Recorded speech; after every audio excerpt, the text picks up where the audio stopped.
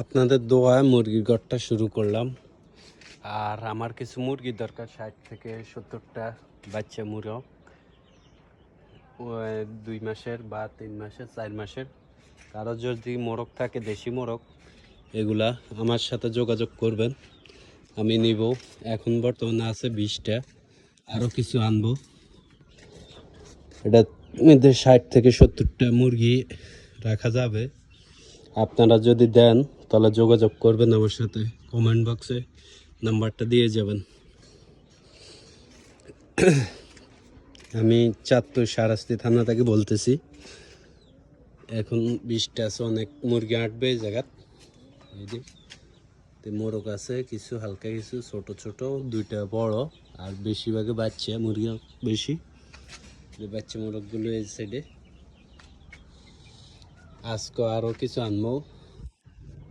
ভিডিওটা পারলে শেয়ার করে দেবেন, যেন আমার সুবিধার্থে কিছু মোরগ আনতে পারি। পুরা 4টাই করবো আস্তে আস্তে।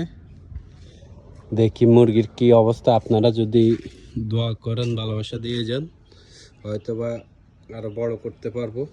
এই যে আমার মোরগগুলো ছোট ছোট। এই পুরা 4টা করতে 1000 মুরগি হাঁটবে মনে হয়। আর 2টা কবুতর আছে, বেশি বড় না। 2টা বাচ্চা আছে ডিমের সাথে।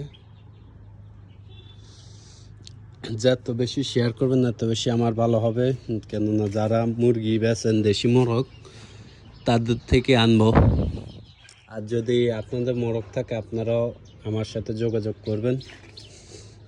200-300 টাকার ভিতরে মোরগ কিছু আছে কি না জানাবেন। আর ডিম পাড়া মোরগ হইলে তো আরও ভালো, তাও দেবেন।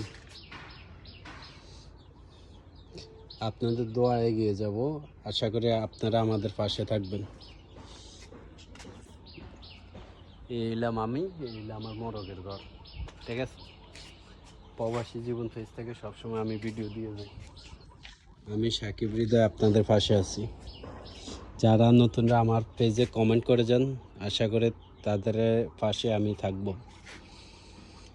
এতদিন সময় দিতে পারিনি, এই কাজটা আমার করতে 5 দিন থেকে 7 দিন লাগছে। আর কিছু ইট গাছটাও আমি নিজে করছি, শুধু চালটা মিস্ত্রি দিয়ে লাগাইছি।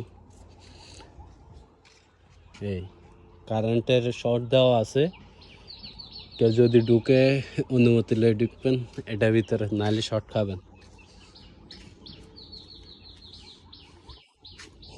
আল্লাহ হাফেজ, সবাই ভালো থাকবেন।